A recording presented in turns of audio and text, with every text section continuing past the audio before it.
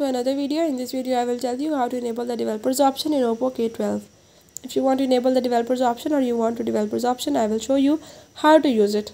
You have to watch complete video, follow all the steps, and if you are new to my channel, don't forget to subscribe for further details. Now let's watch the video and learn about it.